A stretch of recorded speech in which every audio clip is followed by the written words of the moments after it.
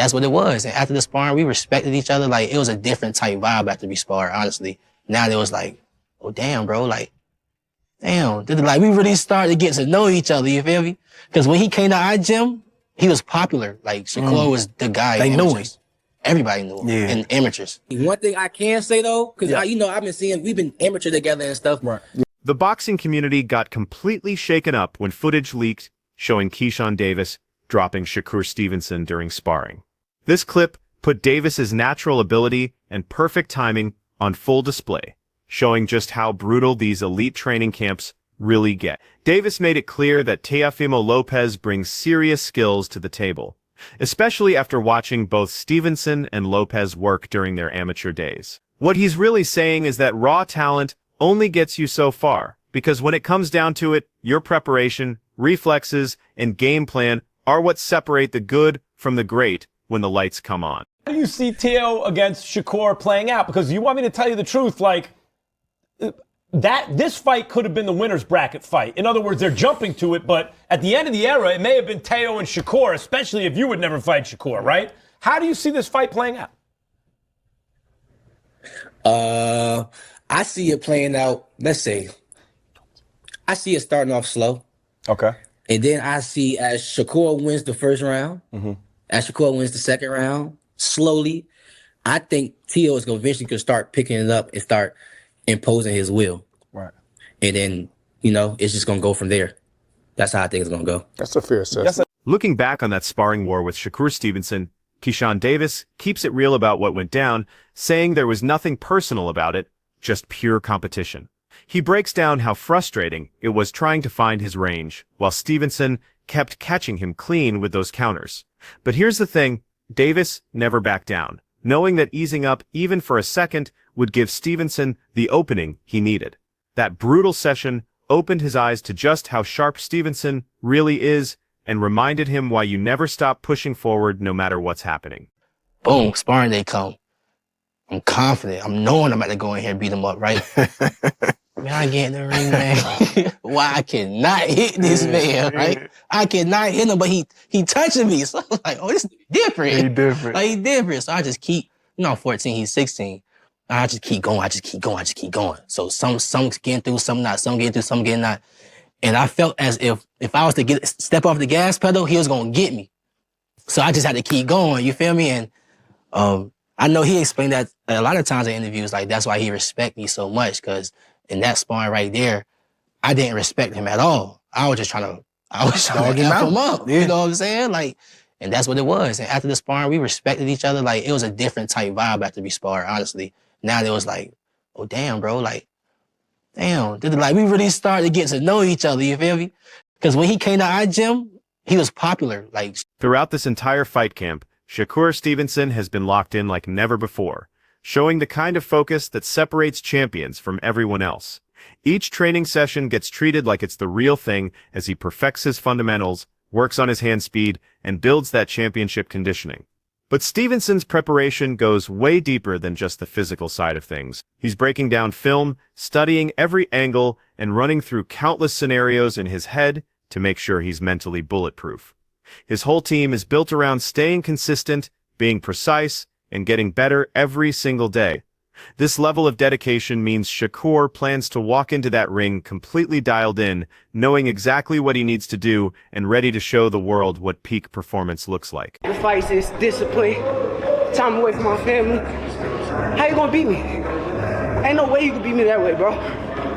That's why I keep saying I'm the best. Niggas don't want this shit more than me. I know it. I know it. I want this shit so bad. So bad. Say easy, gang. Easy, man. Easy. Always easy, man. You already know. Always easy, man. This supposed to be a sprint. Let's go. This ain't no sprint. No, it's a job. Let's go. We ready. That boy is... Keyshawn Davis opens up about the deep history he shares with Shakur Stevenson, talking about how their connection goes way back to the early days. Right from the start, these two built something special that extended far beyond just boxing, with Keyshawn calling Stevenson family despite all the competition between them. Even with that brotherhood, They developed this intense rivalry that kept pushing both of them to reach new levels and test each other at every opportunity. This blend of friendship and fierce competition became the driving force behind their development, as they constantly learned from each other while fighting to be the best. Keyshawn makes it clear that their rivalry always came from a place of respect and wanting to push each other toward boxing greatness. Boxing. It's family, bro. Like I'm never ever fighting Shakur. You know what I'm saying? I'm not. It's not even gonna feel right. What were some of the experiences like with you guys growing up like as young men and young teenagers in Virginia? Like what's some of those things that shaped you to know like he's my brother, man. I could never do that. Yeah, the moment when I was like, all right, yeah, Shakur, I genuinely actually got real love for you was when I was going through my deep depression times. Even before I was going into the mental home, I used to tell my brother a lot, but then I started like backing off from my little brother because he was my little brother. I started talking to Shakur a lot about like how I was feeling and how I was thinking and what I was doing to myself. And Shakur was just giving me advice that I really like take in and like, damn, okay, I got you and stuff like that. And then I end up going to the mental home and, you know, like he calling me in there, checking up on me and stuff like that. I get out of the mental home, he pulling up on me, making sure I'm straight, making sure I get back in the gym, make sure I continue to do what I love. So he was there for me with my worst. During his appearance on the Ariel Helwani show, Shakur Stevenson laid everything on the table about his upcoming war with Teofimo Lopez. Stevenson, who's built his reputation on surgical precision and ring IQ, fired back at everyone questioning whether he's ready for this level of competition. He couldn't have been more confident about what he brings to the table, making it clear that Lopez has never stepped in there with someone who fights like him. Stevenson believes this matchup will expose Lopez to things he's never had to deal with before, talking about how his speed, fight IQ, and ability to adjust mid-fight will create problems Lopez isn't prepared for. What really stood out was how Shakur stayed focused on the actual fight instead of getting caught up in all the media noise, showing he's completely locked in on his preparation, game plan, and proving he belongs at the top. His whole attitude screamed confidence mixed with respect for what it takes to beat someone with Lopez's power and reputation. Stevenson went deeper into why he's not changing his approach for anyone, explaining that he won't abandon what got him here just to satisfy critics or get into wild exchanges. His plan is to stay calculated using distance control, perfect timing, and smart pacing to capitalize on whatever mistakes Lopez makes. By keeping his composure and sticking to his boxing brain, Stevenson wants to control every minute of that fight from the first bell to the last. This game plan shows just how mature Stevenson has become as a fighter and why so many people see him as one of the smartest young fighters in the sport today. It's cool. I mean, that's their opinion. Like, you know, they could say that. But I know he never fought nobody on my level. Like, I'm 1,000,000% sure that T.O. has never seen nobody as good as me in his life. He's talking about like once he gets through you, then he wants Crawford, names like that. How do you think he would do against someone like Terrence at this point? I think he gets knocked out. Can't even hang with him. Yeah, he's too little. Bud is too big for him. Right. As far as skills, though, do you think he's on par with the likes of Terrence? I'm not gonna say he's on a Terrence Crawford level of skills, but he's very skillful. He got a lot of things with him that puts him at a high level.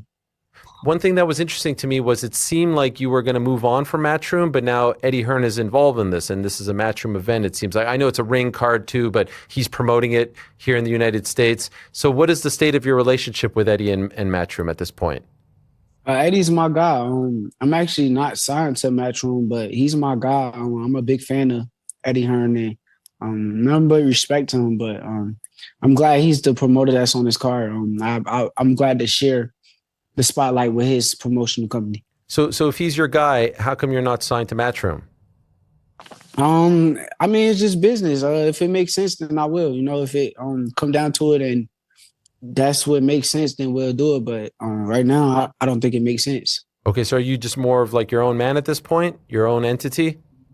Yeah, I am. Okay. Do you negotiate with the ring people, with Turkey? You just do that yourself? No, me and my manager, Jay Prince. Yep. Okay. Boxing analyst and commentator Bozy Ennis broke down the Stevenson versus Lopez fight and sent a clear message to Teofimo Lopez about sleeping on Shakur Stevenson.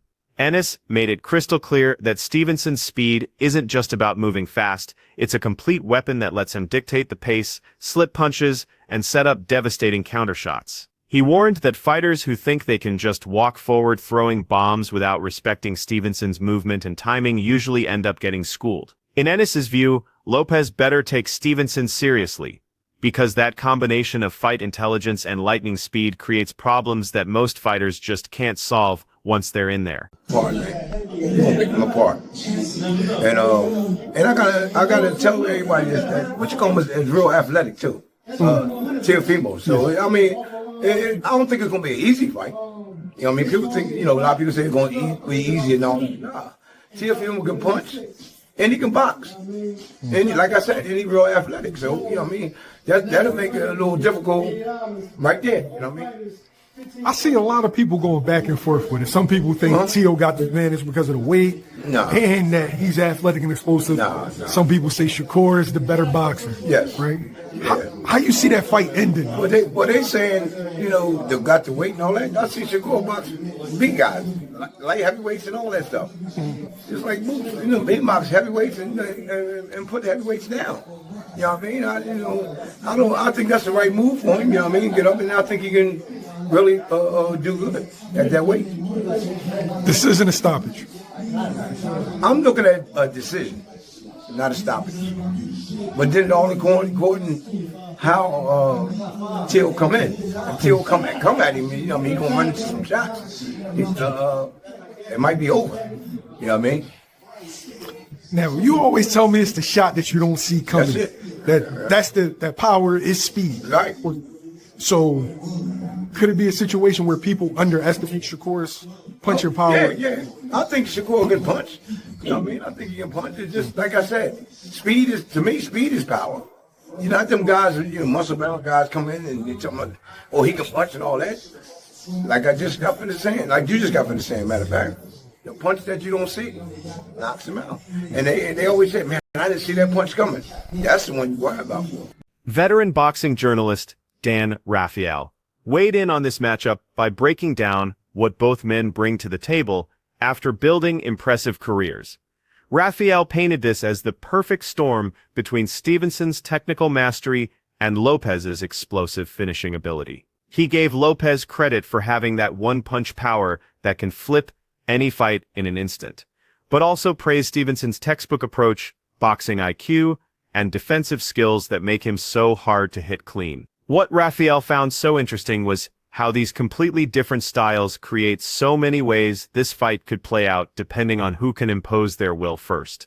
Teofimo has been a bona fide world champion in 2 divisions. He was the champion at lightweight, had most of the belts, defeated Lomachenko. He did suffer the upset loss to Kambosos. There were some physical issues there that we didn't know about going into the fight, not to make excuses for him. But regardless, he came back and even though maybe he didn't shine and scintillate maybe in some of those fights after that, when it came time to step up and take on the champ, which was Josh Taylor, he shined in that fight. So when Teofimo is matched, in a big time opponent, he's delivered, and he's done it, a number of times. And, he looked really good against Taylor. And Shakur, by the way, similar thing. He's been flawless through his career. He may be not the most exciting at times, but Shakur Stevenson gets the job done. He has won titles from featherweight up to lightweight. When his back was against the wall, quote unquote, and everybody had big expectations, and he had a lot of pressure on him not to make it a boring fight and all that kind of business. What did he do in his last fight against William Zepeda? He stood in the pocket and he fought the guy, and he won handily. He shut him out, basically. He won like 10 rounds to 2. I mean, he fought a unification fight against Oscar Valdez, a fighter that, even though he might have been favored, thought maybe Oscar could do some damage because he was a good puncher and had a great amateur background and a great chin and all those types of things. And he went out there and he routed him also. I mean, so, these are 2 of the best young elite fighters in boxing. And their fight has been talked about for a long time. They spent most of their careers together at Top Rank, which was a fight. If you ever ask Bob Arum, he'll tell you that was a fight that Top Rank, down the road had their eye on at some point when they were going to be, closer in weight to each other. Because obviously Teofimo had started off, a little bit heavier than Shakur, but they would eventually catch up to each other. They're both Olympians, by the way. Teofimo he's American, but he fought for his parents' country of Honduras in that same Olympic Games. It was Shakur Stevenson winning a silver medal for the United States. I mean, they have all kinds of accomplishment. I do think they have a healthy respect for each other. They know each other for all the years being at top rank events together. They fought on the same undercard twice when the main event was Terrence Crawford, who was obviously very close to Shakur, but Teofimo was on those shows also. So, and they're doing it in the right place. This is not a fight they're taking to a place that doesn't make sense. All respect to the big matches they do in Saudi Arabia, but this is the kind of fight that belonged in America, and it didn't belong in Las Vegas. It belongs in New York City at Madison Square Garden. Teofimo is from Brooklyn. Shakur is from Newark, New Jersey, which is a 5-minute train ride from Midtown Manhattan. I mean, it's got everything you want to see. The Garden hasn't had a lot of big fights in the main arena over the last few years. The last one they had was the third fight between Katie Taylor and Serrano. But before that, it'd been, a couple years, I think, since they had a main arena fight. So this is a big-time fight. Tim Bradley, a former world champion and analyst, dove deep into what this fight means for boxing's future, looking at it through the lens of technical skill and what it represents for the sport. He talked about how this matchup shows where boxing is heading, with these young elite fighters going after each other to establish who runs the next generation. Drawing comparisons to how Devin Haney made his mark, he pointed out that fighters like Stevenson represent this new wave that combines skill, adaptability, and strategic thinking with traditional boxing fundamentals. For him, this fight gives both Stevenson and Lopez the chance to prove where they stand in boxing history, demonstrating how this generation balances raw athleticism with pure technical ability. He emphasized how fighters like Stevenson are raising the bar for precision, speed, and tactical intelligence, forcing their opponents to step up their entire game. Lopez, who built his name on explosiveness and athletic ability, will have to match Stevenson's chess match approach move for move. He suggested that young fighters watching this battle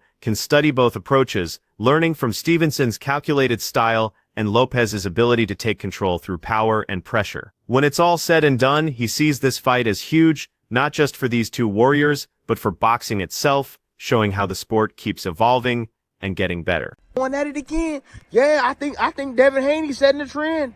Devin Haney setting the trend. Yeah. Yep, he's setting the trend. Now all these young guys starting to test themselves against each other now. That's what we want to see. That's what we want to see. We want to see who the best is, yo. And then the winner of this fight right here needs to fight Devin Haney. Why not? Why not? Keep it going. Keep it going. But anyways, look, this is a message, man. Anybody that's going to be working that hard, y'all better make sure y'all do y'all damn homework. I'm talking about any commentators, any host, anybody. Do your damn homework, man, for real. You know what I'm saying? Because this not going to be one of them fights where it's going to be rock'em sock'em, both guys hitting each other and stuff like that. No, it's going to be small, little nuancey type of things that if you don't know what you're watching, you can't tell us what the hell is going on. All the fans at home going to be like, what's going on? You know? That they don't have the knowledge that you supposed to have to give us some food for our damn thoughts. So do your damn homework on this, okay? Oh, that go for everybody that's gonna be calling this fight, because there's every offense that, or every type of any offense that's gonna be landed, it's gonna have to be earned or set up. Both these guys are intelligent, right? Teofimo Lopez, explosive as hell. He's smart as well. Shoot, you got to remember, this man was the first man to beat Lomachenko. Yeah, well before Haney. Yeah, So, look, check this out. And you already know Shakur Stevenson. You know what he bring into the ring. Defense first. Yep, defense first. You ain't getting nothing. I'm going to get mine when I get mine and when I want to get mine, but you ain't getting nothing. So, look.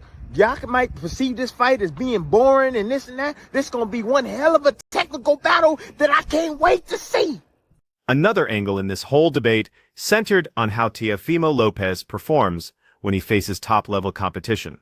Experts point out that Lopez seems to find another gear only when he's in there with elite opposition, with the quality of his opponent directly affecting how good he looks. Going up against Shakur Stevenson means Lopez will have to be at his absolute best, requiring perfect timing, sharp reflexes, and complete focus for every second of the fight. This setup guarantees that both fighters will have to dig deep and show what they're really made of, with Lopez needing to blend his natural aggression with smart boxing to stay in the hunt. The breakdown stressed that Lopez's killer instincts and offensive pressure have to be balanced with patience and discipline against someone like Stevenson, because wild swinging or bad timing will get punished immediately. Stevenson's mastery of range, ability to read Lopez's patterns, and skill at seeing punches coming makes every mistake costly. The challenge for Lopez. Teofimo Lopez needs opponents like Shakur Stevenson because they are elite fighters. He needs that to bring out the very best in him. I just can't see how it's possible that whilst Teofimo, we've seen a ceiling with him in terms of he's been beaten by certain opponents, we know that he can lose in the ring. But I don't know if that's a genuine ceiling, because I think that his ceiling is actually one of the most changeable in boxing based on who's in front of him. And so actually, I think there's a very, very good chance we're going to see the best possible version of Teofimo Lopez in the ring against Shakur Stevenson. But we should talk about Shakur Stevenson before we get into the nuts and bolts of the fight, what it might look like, and why it is so risky for both men. Now, Shakur Stevenson is currently undefeated. He's 24-0 with 11 KOs. He turned pro back in 2017. He's the same age as Teofimo Lopez at 28 years old, both men in their athletic primes. He's 5'8". These are on paper heights, so potentially a little bit shorter. He could even be a bit taller than Teofimo Lopez. I really need to see them next to each other. That's it for today's video. Stay tuned until next time.